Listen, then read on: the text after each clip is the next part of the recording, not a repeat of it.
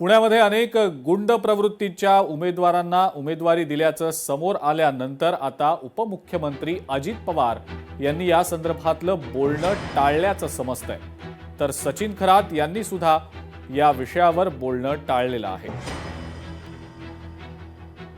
आमची आरपीआय सचिन खरात यांच्याबरोबर युती झालेली आहे. सचिन खरात आत्ता देखील माझ्याबरोबर होते आणि त्यांना पण तुम्ही विचारू शकता. त्यांनी त्याच्यामध्ये पण आमचं दोघांचं बोलणं झालं. त्याच्यानंतर तुतारी म्हणजे पवार साहेबांच्या म्हणजे राष्ट्रवादी काँग्रेस बरोबर देखील आम्ही त्याच्यामध्ये बरोबर काही जागा लढवतोय.